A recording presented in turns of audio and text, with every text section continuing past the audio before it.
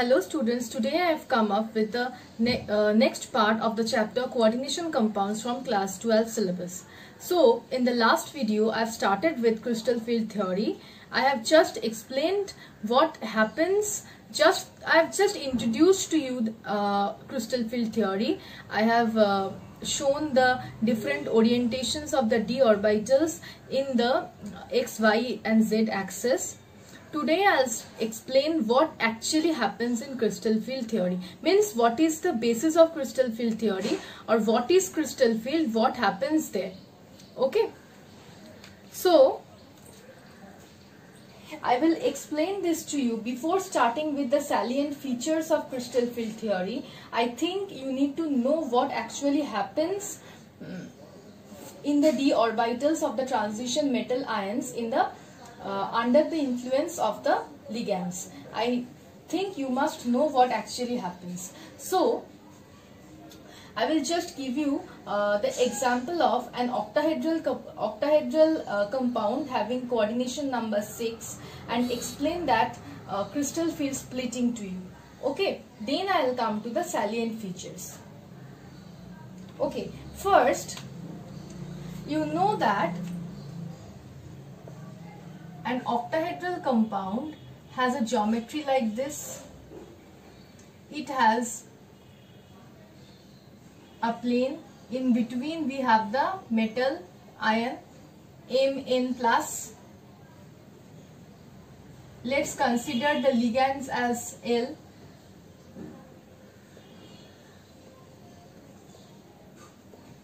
So this complex is Ml6. This is the central metal ion, which is Mn plus. We don't know this, since this is an arbitrary complex, we don't know actually the charge of the metal, and all these are considered as ligands. Okay, if the ligands are considered as neutral ligands, then the total charge will be of this complex will be N plus only. Okay, so I am considering an octahedral complex having this structure. Basically all the other octahedral complexes have this structure and this geometry only. You all know about this. So when I was showing you the orientation of the d orbitals, I have shown you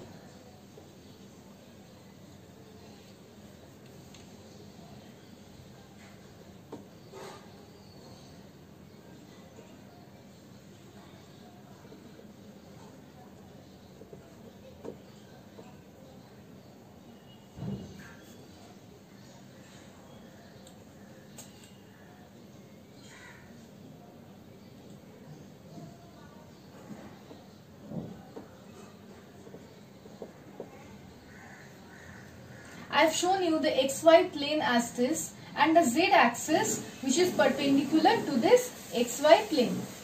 So there are 4 ligands in the xy plane of an octahedral complex, and there are 2 ligands which are along the z axis of this octahedral complex.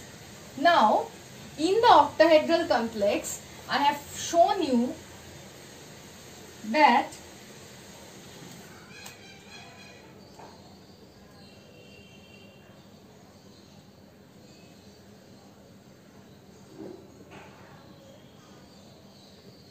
this is the dz2 d orbital,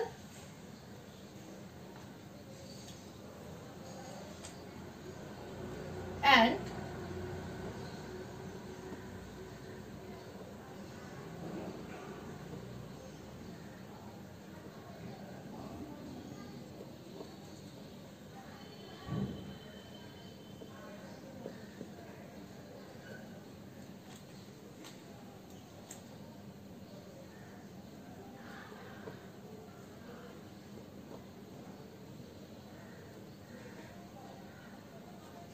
this is the dx2y2 orbital.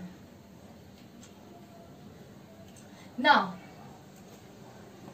look at this, look at the orientation of dz2 and dx2y2, and look at the geometry of an octahedral molecule, octahedral compound.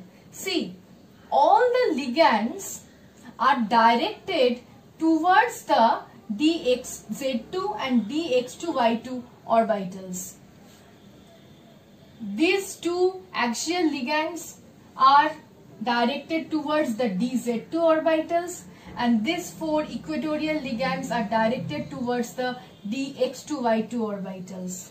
Means, in the last video I have repeatedly told you that the dz2 and the dx2y2 orbitals, they are oriented along the axis. Okay, and I am just showing you one of the dxz, and dxy orbitals. I'll just show one of them.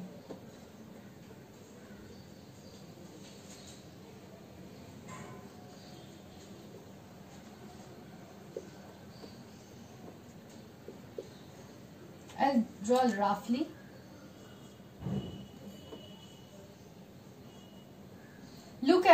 Look at them. They are located or oriented in between the axis. See, they are not oriented along the axis. They are oriented in between the axis. Okay. So, what actually happens? You know that ligand donates an electron pair to the central metal atom or ion.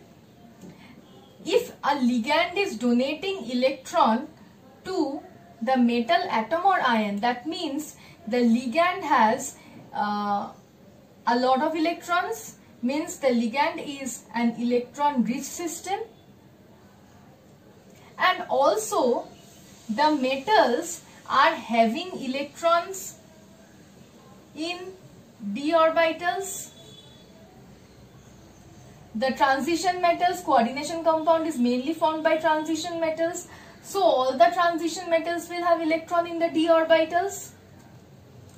So when the d orbitals which are oriented along the axis, those d orbitals will also contain electrons. These d orbitals will be containing electrons.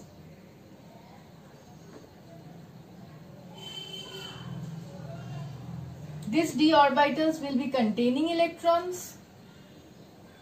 So, whenever a ligand which is an electron rich system, whenever a ligand will be around any of these d orbitals, what will happen? Means these two which are in which the d orbitals are oriented along the axis. The electron cloud on the ligand as well as the d electrons will be facing an electron-electron repulsion. There will be a repulsive force.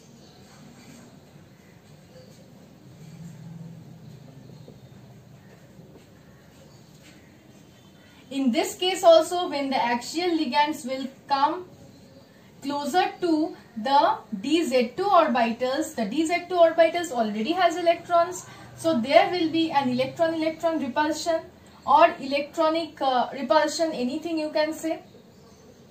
But if the ligands are coming to along the x-axis, along the xy plane and z axis, then these orbitals, the dxy, the dyz and the dxz, these three orbitals will not face the electron-electron repulsion. Why? Because they are not along the axis. No, they are not along the direction of the ligands. They are in between the axis, so they are not directly facing the ligands. When they are not directly facing the ligands, they are not directly facing the electron-electron repulsion of the electron cloud of the ligands. Okay, so there will be they will not face that high repulsive force. But yeah, if the ligands which are having an electron cloud or the ligands which are electron rich system, if they are around these d orbitals also, these d orbitals, since they also have electrons, there will be some they will be affected. They will be obviously affected by the presence of the ligands, but they will not face this repulsion, repulsion as the dZ2 and the dX2Y2 will face in case of octahedral complex. I am repeating this, I am explaining this in case of octahedral complex. Okay, which means that when they are facing the repulsion, they will become destabilized. These orbitals will become destabilized. When they are becoming destabilized, what we say? If all the electrons of a particular metal ion are present in the ground state, we said that it is a stable system. But when they are present in the excited state, we say that this is unstable system, because electrons in the excited state are not at all stable, because they are gaining much higher energy, and the electrons cannot stay at the higher energy state for a longer time. We generally say no, they are not stable. So what actually will happen here? Initially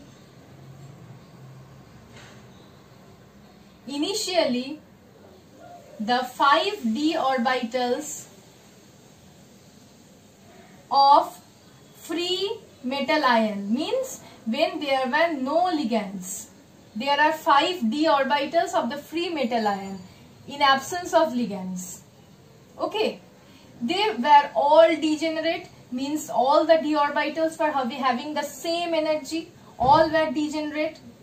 In presence of a symmetrical field, all the 5d orbitals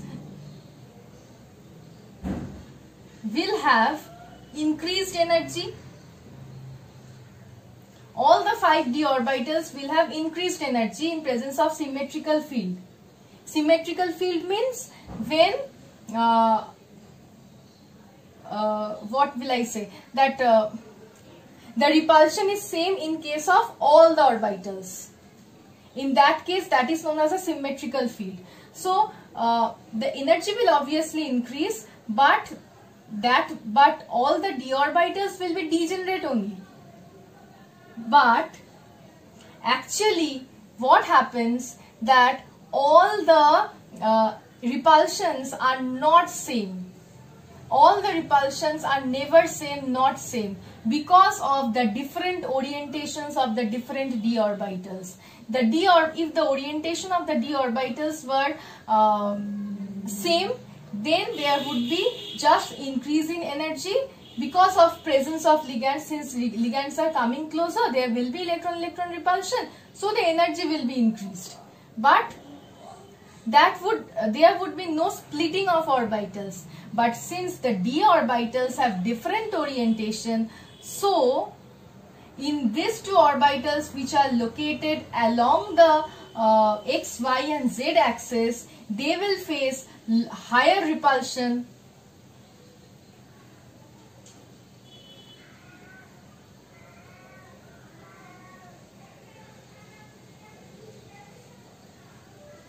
Whereas the dxy, the dyz, the dxz orbitals, they will face much lower, means they will be affected obviously, but less as compared to them.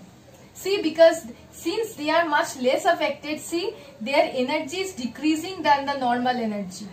But since they are highly affected, there is strong electron-electron repulsion, the dz2 and dx2y2 are increasing in energy. This splitting of the d orbitals is known as, due to the presence of the ligands, is known as crystal field splitting. Okay, and this is the T2G set, this is the EG set. The term T2G and EG comes from group theory. Okay, if I consider this,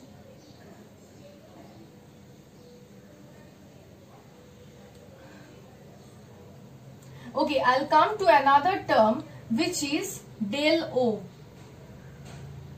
where del O, where O means octahedral, O means octahedral. This is equals to 10 dq.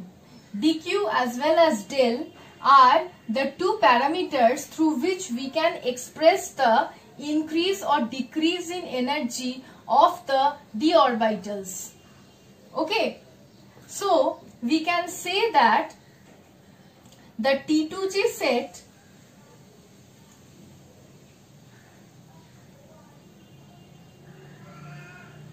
decreases in energy by 0.4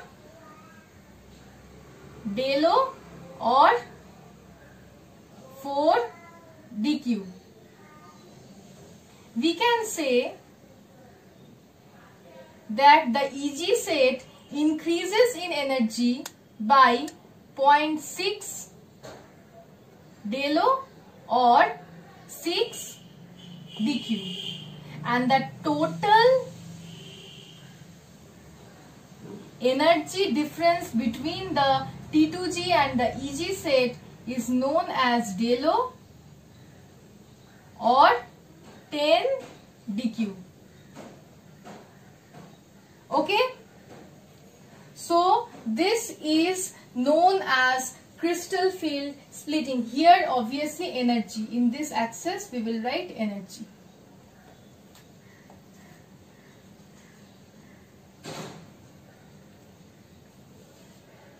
Okay,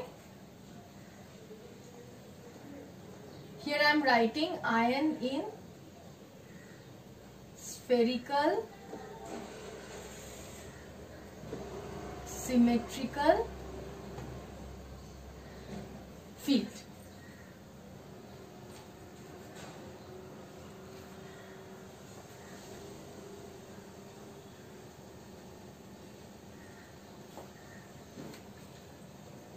I am clearly writing this as 10. The space is very less, no, that's the problem. I am writing with red pen then.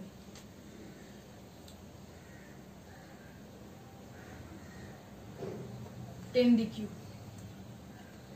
Either it's del O or 10 dq. Okay, so this actually happens in case of octahedral complexes. So what actually happens?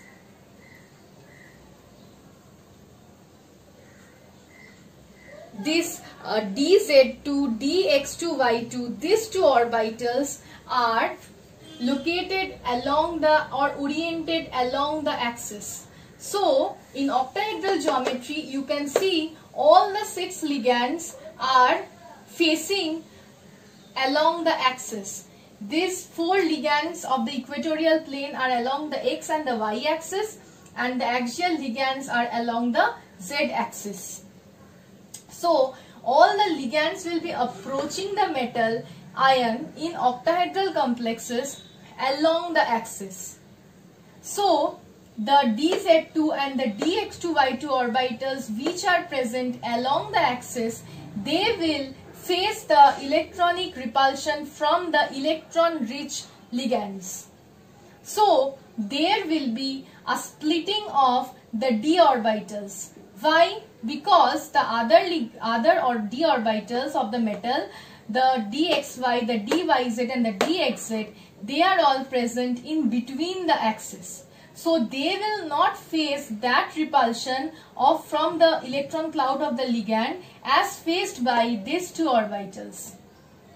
So if all the d orbitals were having a similar orientation, or all the d orbitals are having a similar shape, then there would be a definite increase in energy of all the d orbitals, but they would have the same energy. Means all the 5 d orbitals would have been degenerate like they are present in the free metal ion. But because of this electronic repulsion faced by the ligands at the equatorial plane and the axial axis, the dxz2 and the dx2y2 orbitals, which consists of the Eg set, they will have a higher energy, and the other three orbitals which were present in between the axes will have a lower energy. This splitting of the d orbitals in the presence of the electron cloud of the ligands is known as crystal field splitting. On the means the del O as well as dq are the two splitting parameters which depicts energy. O is only for octahedral. In case of tetrahedral, it will be del T. Okay, del O is equal to 10 dq.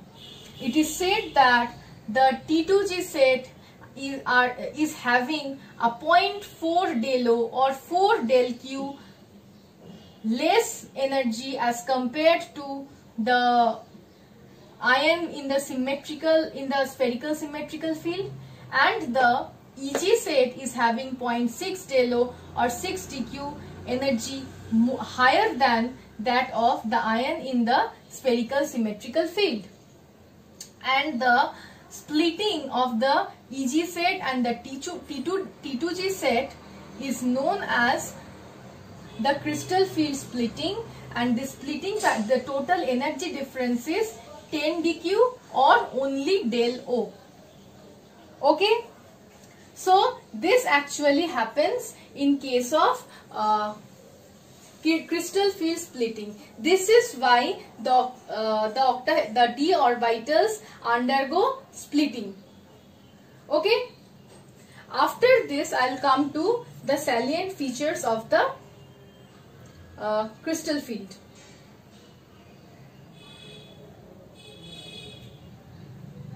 Okay, so these portions, you can understand that these portions cannot be shown in your study material. Please follow the board, please follow the video for knowing these portions. These are very important portions. You won't understand these portions easily by reading the book, but these portions won't be available in the study material. You have to understand this, you have to refer to the video for this part.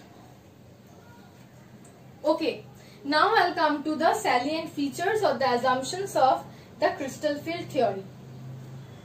In crystal field theory, these assumptions of salient features will be there in your study material. So I am just explaining these parts. Okay,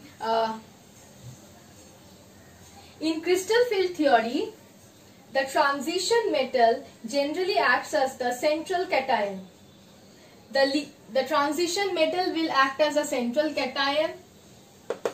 The ligands will be acting as point charges, and these ligands will donate electron to the central metal ion. So the central metal ion has to have vacant orbitals for receiving the electrons, and the ligands must be electron rich in order to provide the electrons.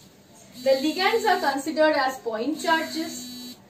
As I have told earlier, the bond between the metal ion and the ligand is not considered as covalent but 100% ionic.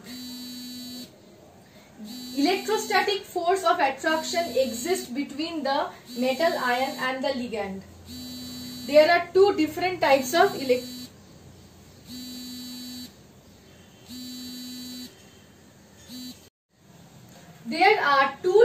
electrostatic force of attraction.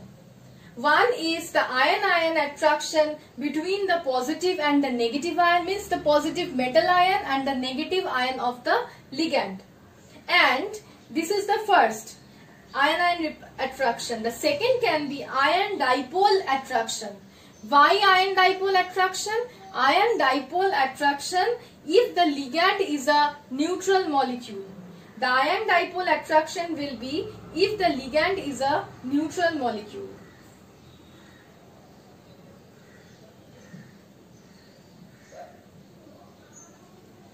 Okay?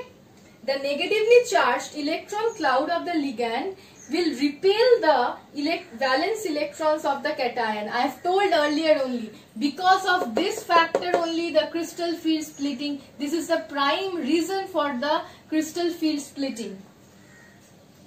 Okay, and The crystal field is basically determined by the number of attacking ligands. Yes, how many ligands are attacking. Now there is a point.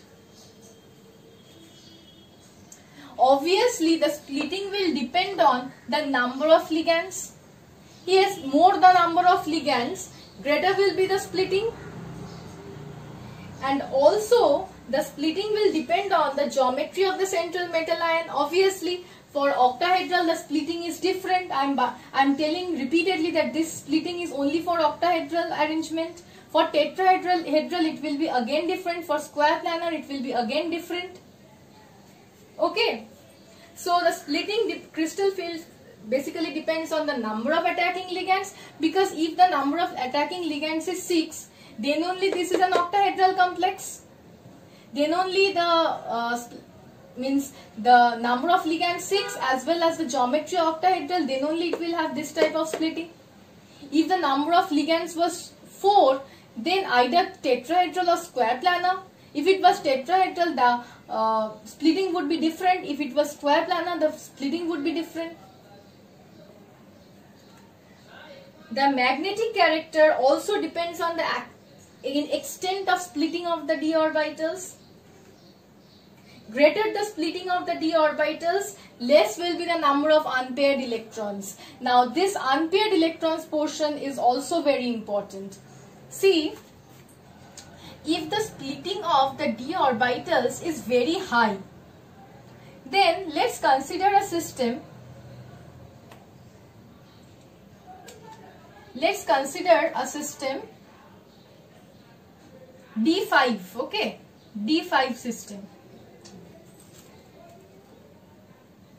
Let's consider a D5 system.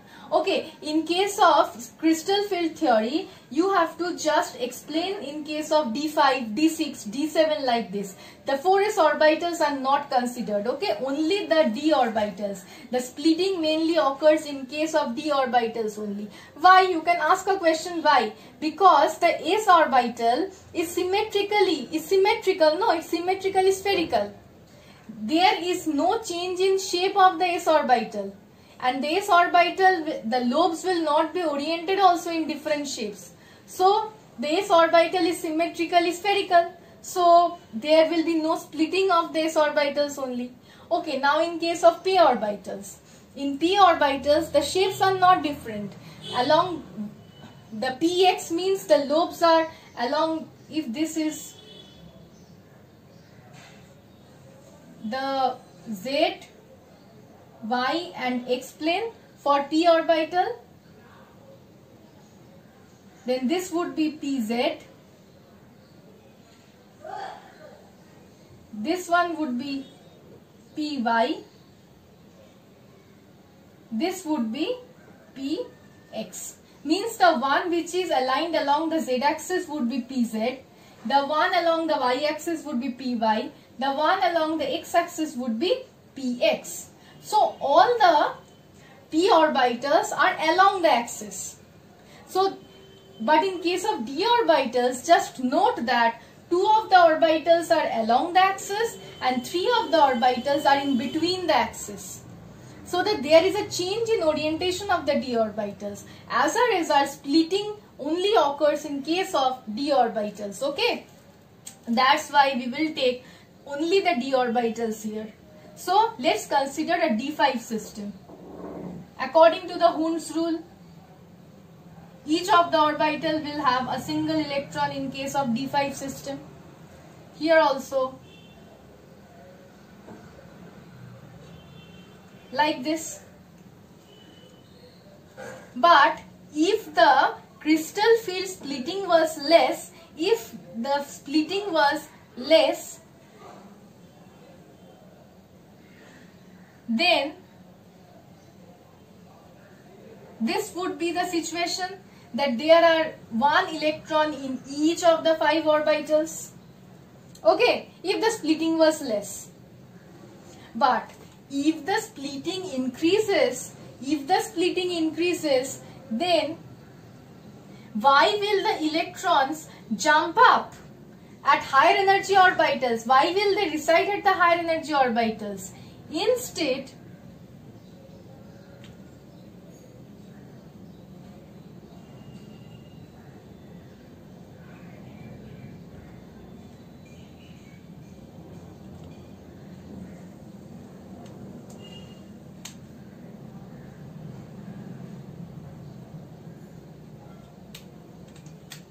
Instead, they will remain in the T2G set only. So, if the crystal field splitting increases, then the number of unpaired electrons becomes less. In the earlier case, when the splitting was less, the number of unpaired electrons was 5. But in the case where splitting is more, the number of unpaired electrons is only 1. So, we know that the magnetic moment depends on the number of unpaired electrons. So, if the number of unpaired electrons is more, the magnetic moment will be more. If the number of unpaired electrons is less, the magnetic moment will be less. Okay? So, this is how magnetic moment depends on the crystal field splitting. The transition metal complexes have shapes, and these shapes can be easily explained by the crystal field stabilization energy. Now this point, the crystal field stabilization energy, I will come to later on when I will explain you how you will calculate the crystal field stabilization energy for different systems. D6, D5, D1, D2 for different systems. How will you calculate? I'll come to that part later. Okay, so this is basically the salient features of the crystal field theory. Another thing I just want to tell you is the back bonding. The term back bonding. What is it? I am rubbing this part. What is it? What is back bonding? See, we know that ligand to metal electron transfer takes place. Ligand to metal electron transfer takes place. Just remember, so this results in the formation of sigma bond. This results in the formation of sigma bond. But the donor atom, if the donor atom of the ligand is electronegative, so what will it try to get? It will try to get electrons. So what happens is that metal will try to be electropositive in nature. If ligands are donating electron pairs to the metal will have more electrons. So what will the metal try to do? It will try to donate back electrons to the ligand. So that is known as pi back bonding.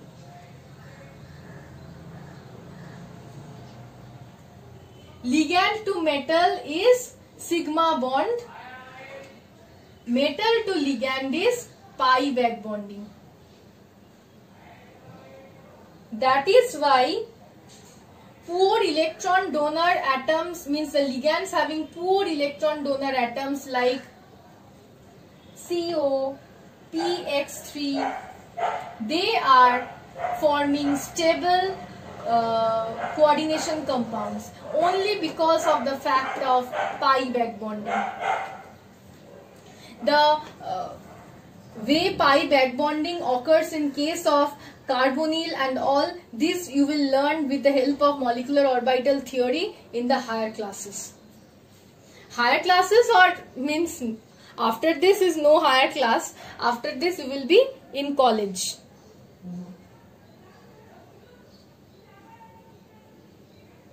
Okay, so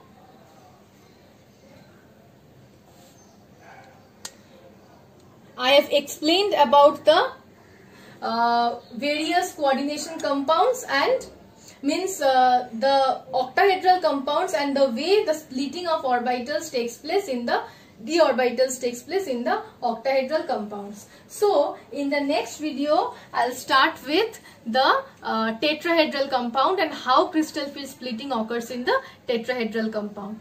Okay, thank you.